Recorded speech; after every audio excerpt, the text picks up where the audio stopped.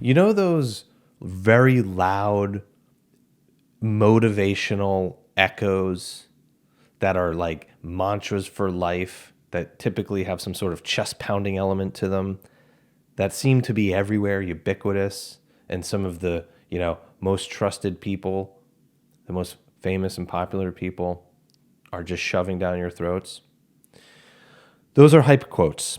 And hype quotes are these bumper sticker nuggets of pseudo motivation, rules to live by that, they're like fool's gold. They might look really good. They might sound like, hell yeah, I like that. But then you actually examine it and realize like, oh, this is actually worthless. There's actually more damage in this quote to live by than there is value to enact.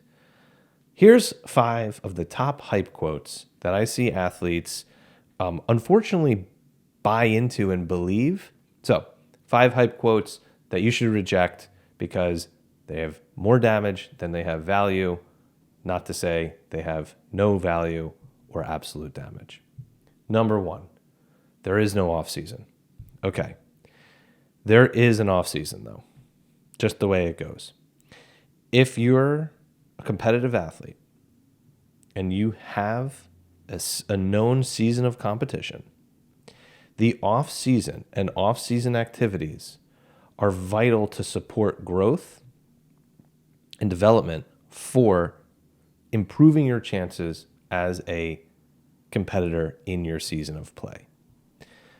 There is no off season glorifies the grind without respecting the reload.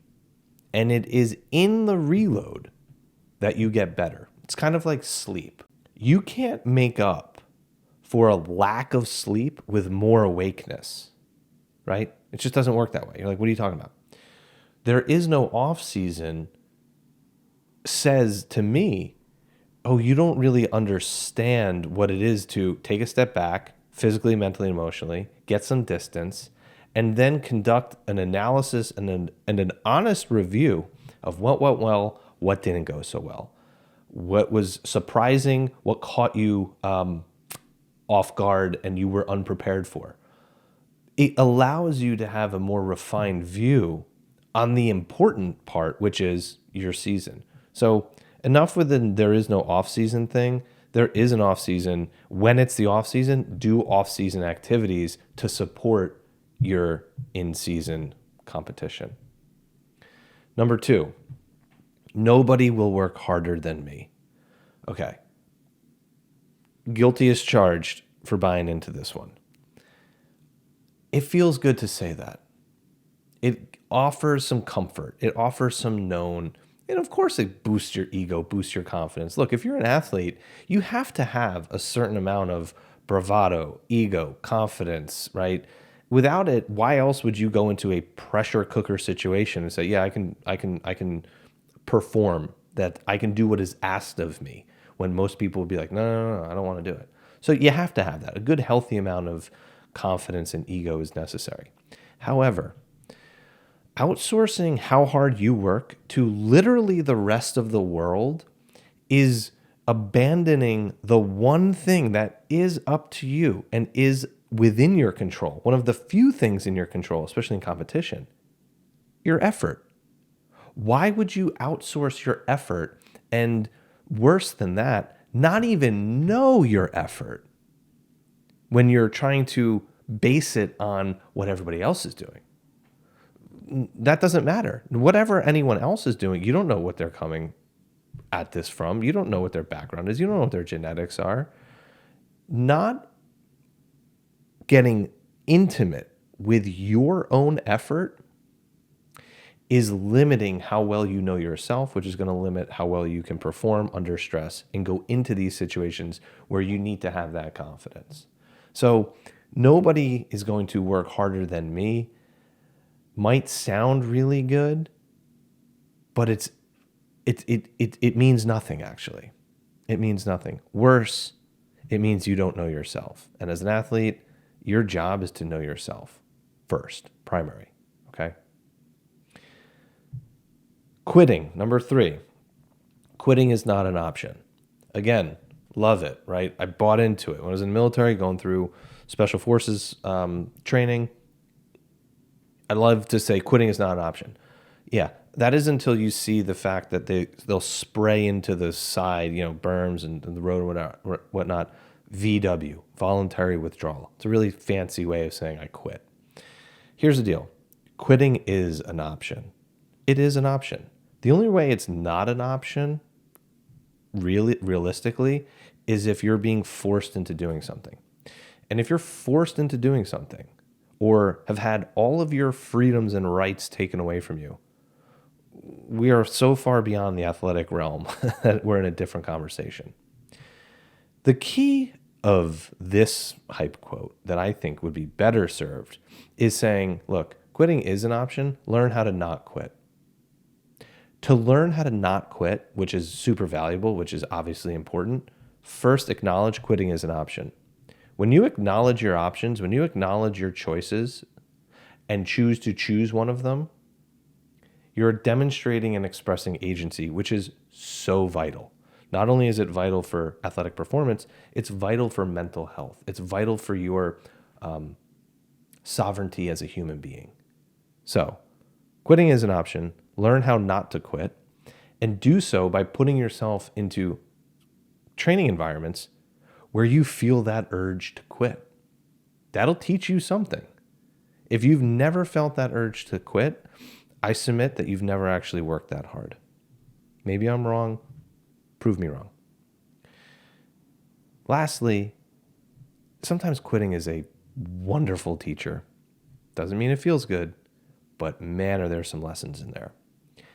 We can learn so much about ourselves through the process of quitting. Obviously, I'm not condoning quitting as a way of avoiding doing what's necessary to live your fullest life. No, I like to identify as someone who's not a quitter, but I've quit drinking. I've quit smokeless tobacco. I've quit some really poor behaviors. So, where are we drawing the line here? Choosing not to do something has obvious benefits because it allows us to do other things. So, yeah, quitting is not an option. It sounds really good. It's in a lot of, pump you up sort of things. I get it. I understand it. Instead of viewing it as quitting is not an option, consider instead learning how to not quit intentionally. Not just because it wasn't provided to you. Great. Good job. Quitting was not an option. Well, then what are we celebrating? What are we actually celebrating if that wasn't an option? Nothing, right? You just avoided something? No thanks. Number 4, kill your inner bitch. Boy, is this one loud these days. What does it do for us? I don't know. I think it's a masochistic way of hiding behind a really contempt-driven self-hatred view, which is honestly sad. That's really actually pretty sad to me. Killing your inner bitch is something you'll hear people say that they have to do regularly. I regularly, daily have to kill my inner bitch. Okay. You either didn't kill it or you're a zombie. So what's the deal there? Doing something over and over and over again, expecting the different results from the same action is like the whole definition of insanity. So what is going on that there's this need of killing a part of you that's clearly popping up every day, perhaps serving a function? The way the psyche works isn't completely known to all of us. However, there are parts of ourselves, a multiplicity of self, not in a diagnostic manner, but we embody different parts, right? We wear different hats. The part of us that is complaining, the inner bitch, approach that with curiosity. Approach that the same manner you would approach a teammate who you view as a whiny little bitch, who you view as a complainer. Get to know what that person's story is instead of just kicking them off the team. Instead of just saying, oh, someone else's problem to deal with. It's still a part of you. It's still a part of you. Whether you like it or not, it is a part of you, and it has a function.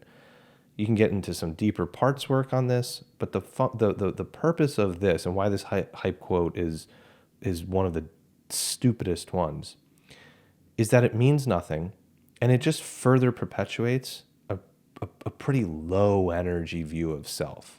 So like grow up, become a professional, and learn how to integrate parts of yourself that are communicating to you for a reason you might not just know. You might not know yet. The easy out is to kill your inner bitch, only to have this insane cycle repeat itself that tethers you to a continuous action of misunderstanding yourself. Do better. Number 5, suffer in silence. No, don't. We are witnessing a mental health crisis among certainly the veteran community, but as a society, where so many feel that they can only suffer in silence. Isolation, loneliness, and deep suffering. It has taken so many lives, and it will continue to if we do not change the paradigm of this fake stoicism, this inability to show emotion, this resistance to vulnerability, this suffering in silence. It is not an easy thing to do, and I am certainly not claiming to have the answer to, suicide. To make that claim would be ridiculous. But if you do see someone who is suffering in silence, maybe cracking them open and getting them to talk isn't realistic. Maybe that just has them go further underground. As human beings, we have a neurological, biological, physiological, psychological need for connection. One of the challenges with mental health, one of the challenges with chronic illnesses is this disconnection from the self. Suffering in silence only further promotes that. So if you're somebody who sees someone suffering in silence or going silent, maybe getting them to talk isn't the right thing to do, but being there for them, being there with them. Sometimes that's literally the only thing you can do. If you're a teammate, and you don't have to play a sport for this, if you've got people on your team, if you're a teammate, it is imperative that we pay attention to how silent are people going. Yeah, there's introverts, there's people who are a little bit, more closed off. Got it, of course. But true suffering is not something that anybody can deal with alone. The result of that is devastating. It's catastrophic. Does it mean that the answer is going to immediately present itself? No. It's one of the hardest things as a therapist to sit with and work with people during severe suffering. But sometimes sitting with someone and being there during it is like the only thing we can do. 988 is the National Suicide and Crisis Lifeline. It's monitored 24/7. You can text, you can call. It's monitored by professionals who are trained in crisis management. If you are in any sort of mental health crisis, you can dial or text 988. If you're a veteran, press 1 after you do that. You can call this if you're a family, a friend, right? It's not open just to the individual in the crisis. Please, please, please, do not buy into the notion of suffering in silence. It is literally killing us. So, I know we got to end it on a heavy note, but I hope that this video helps reframe some commonly thought of and perhaps ingested and consumed bits of hype motivational quotes that get spread like wildfire, but are all flame and no heat. Let's focus on the heat. Let's get to the good stuff. And as an athlete who wants to improve physically and mentally on and off the field, I hope these serve you well. I'm Bill Anthes. I'm the athlete's therapist. Let's get to work.